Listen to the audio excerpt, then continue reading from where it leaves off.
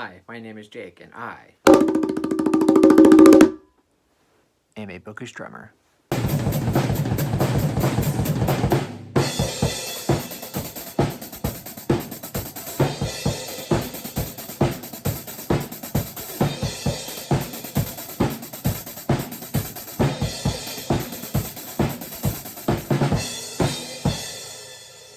So for this video, I'm going to be doing a book review for Stephen King's second published novel, and that would of course be Salem's Lot. And the reason why I want to do this review in the first place is that I eventually want to do book reviews for all of Stephen King's books. I'll have a playlist linked down below for the book reviews that I've done in the past. I think I've done maybe like 15, maybe 20 or so. Some of them are like my all-time favorites and some of them are not. But for this one, it'll be interesting. It's not one of my all-time favorites, but I still really like this one. So if you want to kind of skip the review and just get my overall impression, I do really like it. I give it 4 stars.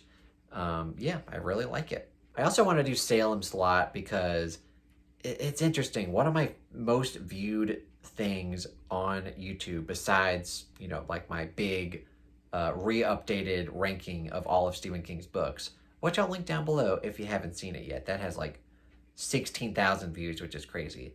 But my second most viewed thing is this Salem's Lot short that I did like last year. I had an idea of doing like mini book reviews and like rating all of Stephen King's books in YouTube shorts that are like all a minute long. I did one for Carrie, and then I did one for Salem's Lot, and then I kind of fell off and didn't really do them. The Carrie one did pretty good still. That had like 1,000 views, which is still really good. But this one for Salem's Lot has like 8 or 9,000, which is like, what the hell? I don't know. I'll maybe try to do those over or try to just start from The Shining and just work my way through. But I was very interested, like why the one for Salem's Lot had a lot more than the one for Carrie. I don't know, but I'm here to do an official, like actual deep dive book review for Salem's Lot. So without further ado, let's go ahead and jump right into it.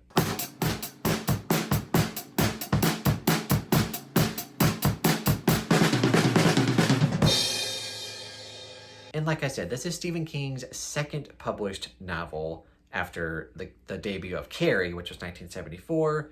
This was published a year after in 1975, which is crazy that Carrie is now 50 years old, and this will be 50 years old next year. It's currently 49 years old. Wow. And just my overall impressions of the book, I really like it. It's probably my second favorite vampire novel, which isn't saying that much because I'm really not a big vampire fan anyway. This is my second favorite, and my first favorite would be Fever Dream by George R.R. Martin, who, of course, is my favorite author. Stephen King is my second favorite author. And yeah, I'm not a big vampire fan. I never really have been. But I will admit that Stephen King, his version of vampires works really well, especially the way that he unfolds this story. And this book is very interesting for a few reasons. Like I said, this is his second published novel. It's not necessarily one of his most famous, and because of that, people often forget that this is a lot of Stephen King's first here. Obviously, Carrie was his debut, but Salem's Lot, this has the very first writer main character with Ben Mears. He's the main protagonist of the story, and his occupation is a writer. And, obviously the next book that Stephen King writes is arguably his most famous writer character, Jack Torrance. And then, of course, from there, he goes on to write tons of stories and novels where the characters are writers. But Ben Mears was the very first one.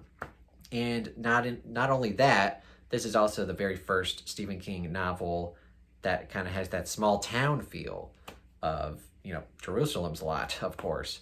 And of course, very well known that Stephen King writes small towns, Derry, Castle Rock, stuff like It and Needful Things, small town. Like Stephen King is known for having small town vibes and really digging into all of the different characters and layers of the town. but this is the very first instance of that. And I think that's interesting. Also, another thing to point out that I just realized is that it's Stephen King's first use of a character returning to their childhood home. And of course, that's well documented in It, where, you know, he has a ton of characters returning home. And yeah, and that's kind of what happens in this. Ben Mears returns to Jerusalem's Lot for the first time in a while, and Stephen King is really good about delving into those mixed feelings of returning home. Like, you have some good stuff, some bad stuff, and then dealing with that as an adult. And that's his first use of this. So a lot of really first things happening with Stephen King's second novel. So now I kind of want to get into why I like this book, why I enjoy the book, but it's not necessarily one of my all-time favorite Stephen King books. I know a lot of constant readers would probably put this in their top 10, especially if they're already big vampire fans. And that is definitely one of the big pluses for this book, is that the vampire, the villain of the story, is excellent. That's definitely one of the A+ moments of this book. Definitely one of the better Stephen King villains that he's ever written. Very good, very creepy, and that's another reason why this book is so good, is because Stephen King is really good at creating this atmosphere and the sense of dread and terror. Very creepy book.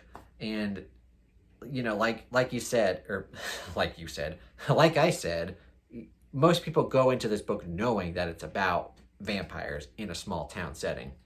So when characters are alone, walking around, like, you're pretty sure something bad's gonna happen. So even though you know something bad's gonna happen, Stephen King is just really good of creating that sense of tension. And all of that stuff is really good in this book. The main reason why it's more of a 4-star book and less of a 5-star book is that while it does have good characters, I don't think they're the best characters. Like, Ben Mears is definitely not in, like, the upper echelon of Stephen King protagonists. And then, you know, the other people that are also in this story, they're not my favorites either. Like, there's no, like, real bad characters. There may be some, like, forgettable characters, or just characters that aren't, like, as fleshed out as some of his later works will be. Even in his next novel, The Shining.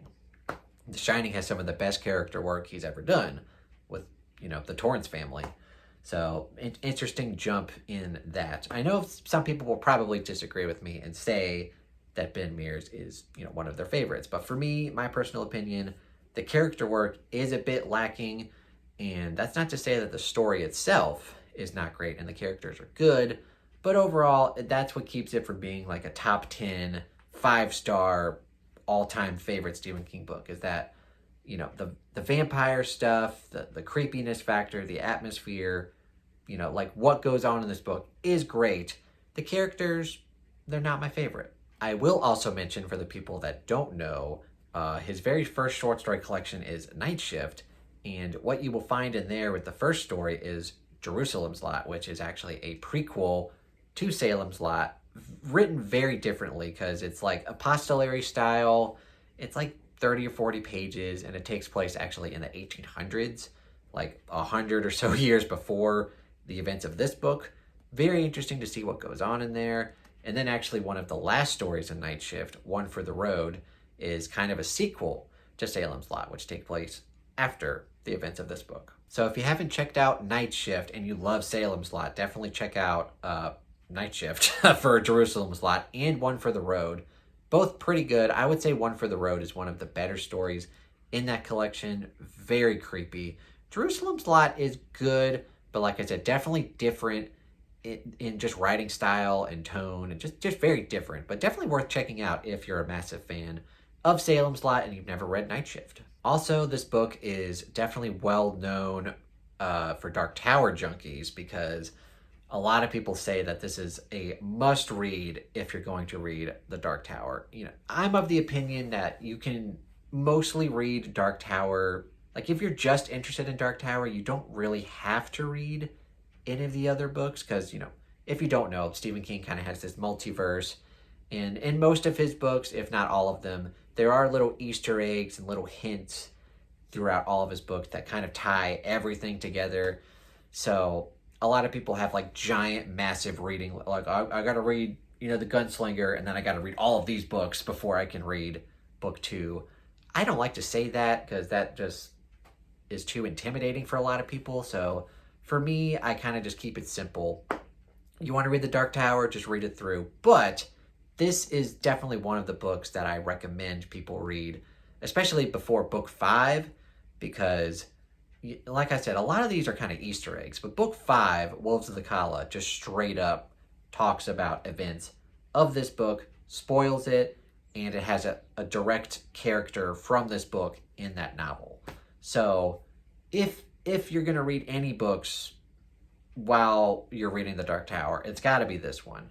There are a couple of other ones that you could, but I would say this is a definite must because it heavily, heavily ties in to Dark Tower, especially book 5. And going back to vampires and me not really being a big fan of vampires, I would say that this is probably a good starting point for people who, maybe who don't love vampires but are trying to get into vampires or really don't know anything about vampires. I would recommend this book over something even like Dracula, which is obviously, the classic that got people into vampires. But yeah, Dracula, unpopular opinion, but a little overrated. It was a good book, but I didn't love it by any means. I know probably a lot of people would recommend that as like the first one, but I think Salem's Lot is just way more digestible, way more easier to get into, and you get all of the vampire-y goodness without it being hard to read or understand. So yeah, I would recommend Salem's Lot to people who may have, kind of mixed feelings about vampires, or they're trying to get into vampires for the first time. I think it would be a good entry point. I also quickly want to mention the 1979 adaptation of Salem's Lot, which was actually a TV movie, and if I remember correctly, I think it was directed by Tobe Hooper, which, most famous for the Texas Chainsaw Massacre. So, pretty good director there. I saw this TV movie, like a while ago. It was okay. There's definitely some scenes in there that are very creepy. And I can imagine, people watching this on TV, because probably at the time, TV horror movies probably didn't pack the same punch as like going to see a horror movie in theaters.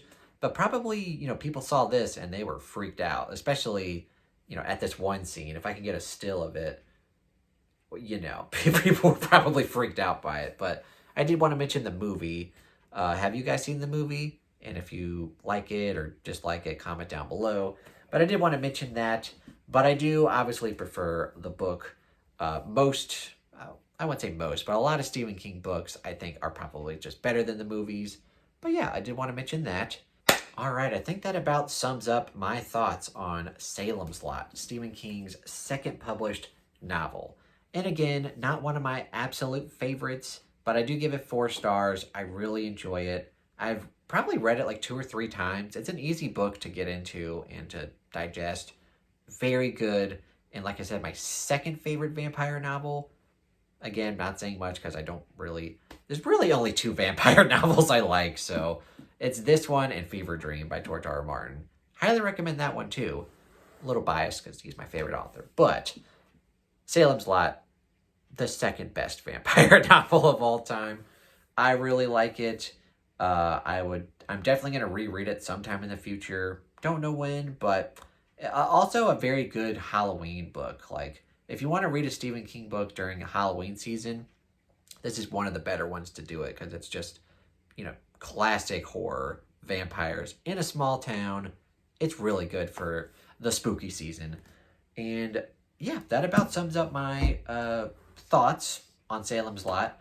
What do you guys think of Salem's Lot? Do you love it? Do you hate it? Are you kind of meh about it? Let me know why down in the comments below. Also, comment down below which Stephen King book you want to see me review next. Thank you guys so much for watching, and if you enjoyed this video, please give it a thumbs up and consider subscribing to the YouTube channel and the Book of Strummer Discord. Also, check out the playlist down below for all of my Stephen King book reviews. And I also have my Patreon link down below if you want to go support me there. And I have my Amazon wish list if you'd like to purchase me a book. Thank you guys so much for watching and have a fantastic day.